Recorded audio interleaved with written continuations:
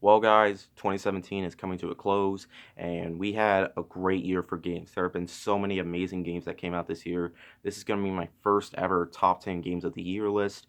I sort of kind of did one last year, but it was only for 3 games, so I didn't do a whole lot. And later on, I played like a few more games like Overwatch and Battlefield 1, which were later on in 2017 that I got to play them, so I didn't have time to make a list. So, this is going to be my personal list for the top 10 best games of 2017. Now, I haven't played every single game that has come out this year. I didn't buy all these games. I rented a few of them, and what else? I haven't played every single game, so I have a few honorable mentions. Like I haven't played Player Unknown Battleground or Player Unknown's Battlegrounds or Player Unknown Battlegrounds. I don't know what that game is called. Or Near Automata, or I haven't played Persona 5 or Injustice 2, which I was really trying to look for to rent, but I couldn't find it anywhere. But anyways, let's get started. Number 10, Prey. This is Bethesda's latest first person shooter. Well, it's not really a first person shooter that much. I mean, it is in the first person genre, but it's more like a survival first person game. And it really is a really intense game. I mean, you got this like glue gun that you can use to freeze enemies and then just take them down one by one. And I didn't fully get into the entire experience. Like, I haven't made it far into the game, but I made it pretty well into the game to put it on my list.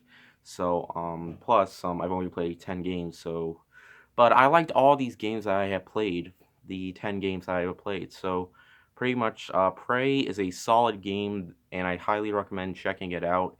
I will hopefully buy the game someday when I really want to, and when I really want to try to finish the game.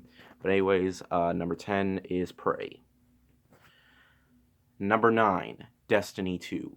Now, Destiny 1, I actually thought was a good game, but its story just...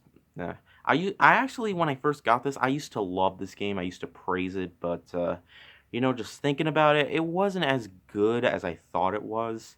But for the most part, I think Destiny 1 is good, but not great. However, Destiny 2 definitely improves. You have more stuff to do, and it has a better story. And if you want my full honest opinion on the game and you want to see my rating, go check out my review of Destiny 2. I think it's a pretty solid game for the most part, and it has some unique characters and the loot you can get. People still hate on this game and the franchise in total, but all in all, I think Bungie has definitely improved. While it isn't certainly the best FPS game of all time, it certainly is a well done and fun FPS game. So yeah, definitely play this one if you haven't played it. Number 8, The Evil Within 2. Now, I really enjoyed the Evil Within, although it was punishingly difficult on most parts. But The Evil Within 2 certainly improves upon its predecessor. I thought, just like Destiny 2, I thought it had a much better story, and we see more into the main protagonist that you played as in the first game, and it certainly does. Also, the ending I thought was really satisfying, and there doesn't need to be a 3. I think it should perfectly end on the second game because combat and there it has intense atmosphere, and it was more creepy and tense than the first game was for the most part. And the boss battles, like the end boss battle, is one of the best boss battles I've played in a horror game in quite a long time. That is not my favorite horror game of this year so far, though. You'll be seeing that later on within the list. But anyways, so yeah, The Evil Within 2, I think, is a really solid game. Number 7, Metroid, Samus Returns. Yep, I do own some of these games, so don't worry, you will be seeing these on here. I got like a few more, but anyways, let's talk about Samus Returns. Now, this is kind of like, like A Link Between Worlds, how that was kind of like a sequel or reboot-ish handheld spin-off to A Link to the Past. This is like a Metroid 2 style This is kind of like a reboot sequel to Metroid 2, which I never played, but Metroid Samus Returns, it is pretty difficult, at least for the boss battles. Like, I have died so many times in this game, and if when I do finish the game, I definitely wanna review it. And this is one of the best looking 3DS games I played, and you get so many items and so many power ups in this game that I really want to explore a lot within this game, and for the most part, Metroid: Samus Returns, I think, is a really well done follow up to the Metroid series, and improves because after Metroid Prime Federation Force, people hated that game, so Nintendo decided to repay us with this game, and of course, an announcement for Metroid Prime 2. I really hope that turns out well. I really do. But anyways, Metroid Samus Returns, so far I can say it's a really good game and deserves a spot on my list. Number 6, South Park: The Fractured But Whole. I absolutely love South Park. I have loved this series for quite some time, and I have the merchandise, and also, if you want to see my South Park collection, just look on my channel. It's somewhere on my channel. But The Fractured But Whole is the sequel, kind of sequel to I mean, it sort of takes place where the last game left off, and the Fractured Butthole, while it isn't as good as the Stick of Truth, but I will say some funny parts made me think, yeah, this is funnier than Stick of Truth. But sometimes the jokes can be a little recycled, and sometimes it does get a bit glitchy sometimes. But all in all, South Park: The Fractured Butthole, still, I think it has the best combat. It improves on the first game. Like, there's a grid system where you can move one player to another, which I found really interesting. And you have so many powers in this game and so much stuff you can do. I mean, I'm already playing it a second time because I want to collect all these like items, and I like how Tweek and Craig are still gay, and you have to collect like these yaoi pictures from the Tweek plus Craig episode. I thought it was really funny, but for the most part, South Park: The Fractured Butthole is still a very memorable game in the South Park video game franchise, and I highly recommend playing it if you are a fan of the South Park series. Also, I bought this game, although when I reviewed it, I haven't bought it. I rented it from Redbox, but it certainly was worth buying, and it was certainly worth buying at the full price. And it also includes South Park: The Stick of Truth, which I already have. But anyways, yeah, South Park: The Fractured Butthole definitely earns a spot. Number 5, Cuphead. Now, I was gonna use like the little code thing for the Xbox to show, but I couldn't find it. But let me talk about Cuphead. This is one of the most unique and really well done games I've played in a long time. It's in the style of a 1930s cartoon. Like, the music is 1930s, the animation looks 1930s.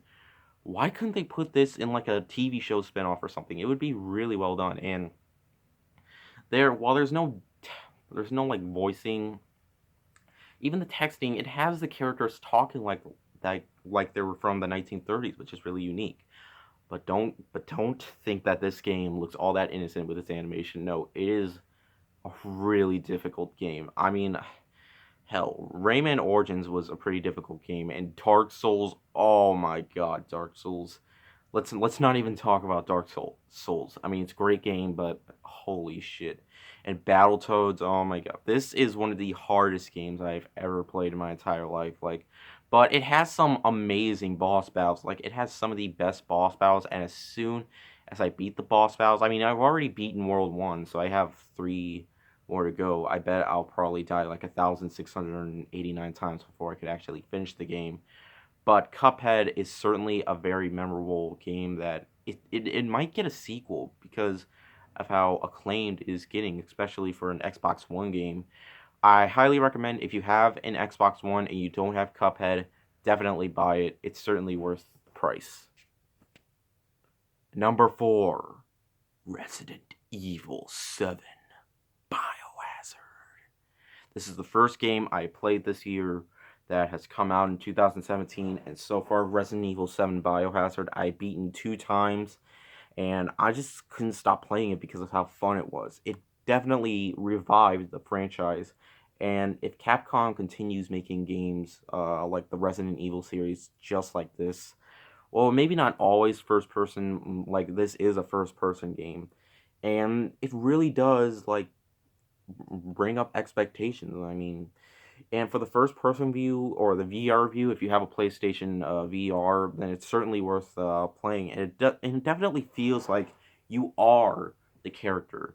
Like Ethan's not the character, you're the character. Like really, it's a really unique experience, and I really love what Capcom has done. It's a gorgeous looking game, and it's really intense.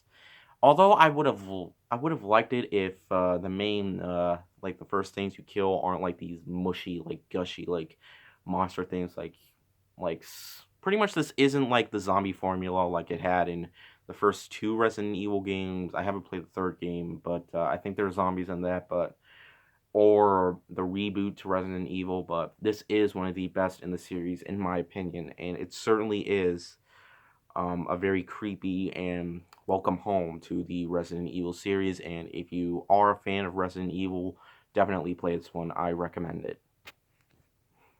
Number three, Horizon Zero Dawn. I have played this game. I rented it. I could have reviewed it, but that was before I changed my name. But anyways, I will be getting it for Christmas though. But I have beaten it. Basically, you play as a girl named Aloy who didn't have a mother, or mainly she didn't have a mother, and she goes out into this large, beautiful open world with these robotic animals that kind of remind me of Breath of the Wild.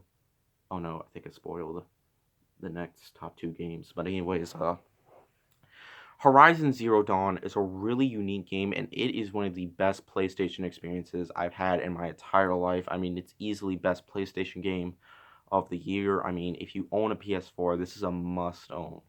Even for the price of $40, like there are some DLC that have already been announced or added to the game, and but for the most part, for the main game, I just wanted to finish like everything about it because score is just amazing, graphics top notch, and it has a really interesting female protagonist. Believe it or not, I mean, this is certainly just a game that is worth replaying, and it isn't that difficult either. I mean, you can change the difficulty setting, but you know, you can also level up your character. It feels like Skyrim mixed with The Witcher 3, mixed with Zelda Breath of the Wild. It is easily one of the best PlayStation games I played in quite a long time, and I cannot wait to get it for Christmas because you know, it's certainly a game that I really want to replay. Number 2, Super Mario Odyssey. That's right, we finally get to a Nintendo Switch game. Well, Nintendo Switch games are pretty expensive, so yeah, I only have two. But anyways, Super Mario Odyssey definitely it's I mean, it's a love letter pretty much to the fans of Super Mario 64. Sure, it has references and stuff from Super Mario 64, like the last world you can go to after you complete the whole game, where it's Super Mario 64 and the Mushroom Kingdom, and you can get so many costumes in this game, and it won't matter if I mean they're pretty much just for design. And Cappy as a companion, I mean he is a really good companion, and you can this is one of the most fun Nintendo experiences I've had in quite some time. I mean, there are so many moons you can collect throughout this game, and I just couldn't stop playing the game. I mean, I've already made through like half of how many moons there are. Wait, did I call them stars the first time? I don't know, but sometimes the moons are disguised as stars, like in Super Mario 64, the Mushroom Kingdom, and there's just so much you can do throughout this game. There's so many kingdoms to explore. It's like Super Mario Galaxy mixed with 64 and all the 3D Mario games that we have come to love. And Nintendo has certainly brought us the best since then. I mean, I haven't even finished Super Mario 3D World or Super Mario Galaxy. Like I haven't played any of those games, which I was playing at the time, but since this came along, I kind of forgot about them. Don't get me wrong, they're still amazing games that I really want to try and finishing. But for the most part, I mean, the game isn't too hard. I mean, every time you die, you don't get game over. You just lose some coins. Even if you lose all your coins, you still don't get game over.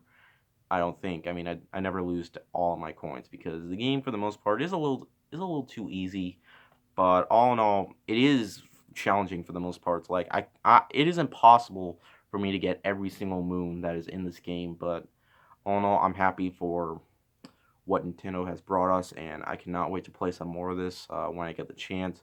But Super Mario Odyssey is a welcome back to the Mario series. Number one, my pick for the best game of 2017 is Legend of Zelda Breath of the Wild. You knew it! Haha, you knew it. I mean, it has been topping everybody's top 10 games of the year list, and it's topping mine, so call me predictable. But you know what? I don't care. I love this game. This is one of the best games I played of this decade. I mean, it was my favorite Zelda game at the time, but then I replayed Ocarina of Time, and that's still my favorite, but this is one of the best in the series. Like, it is hard for me to talk about every single thing in this game because there's so much to talk about. I mean, graphics, cliche thing to say, but amazing. And it's an open world Zelda game. Like, it has the biggest world out of all time in the Legend of Zelda series. And I played the game a second time to get more content out of it. And I have beaten all 120 shrines, and I've gotten through all the cutscenes and all that. And I pretty much whipped Ganon's ass twice, or five Ganons, or just the one Ganon. I don't know, but and for the lines of dialogue, they are pretty good. And this is something that I hope Nintendo does in the future with the Zelda series because it's like Twilight Princess with the graphics of Wind Waker, and they mixed it into one, and they just made this masterpiece of a game. But it isn't the graphics and the gameplay that I love the most. It's story and the fact that it does mention like I really like the completion bonus that you get once you beat all 120 shrines. I think it's very satisfying, and if you own a Nintendo Switch, which this was the game that I wanted for the Nintendo Switch. I mean, yeah, it was available for Wii U, but hell, Breath of the Wild is the last game for Wii U, so time to upgrade if I want to play Mario Odyssey or Splatoon 2, which I don't own yet, or freaking Mario Kart 8 Deluxe or all those games, Xenoblade Chronicles 2, or yeah, and with its sales, I think maybe the Nintendo Switch will get a bright future for the most part. But all in all, sorry if I keep saying all in all, but anyways, Legend of Zelda Breath of the Wild is definitely my pick for the best game of 2017.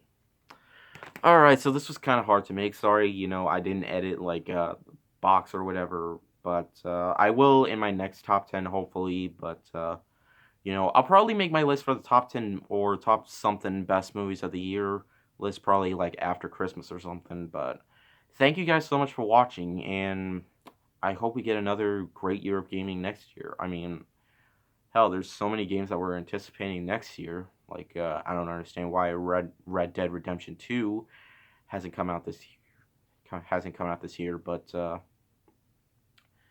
I'm really looking forward to next year for gaming as well as movies. But anyways, hope you guys enjoyed this video, and I'll see you guys later. Ward out.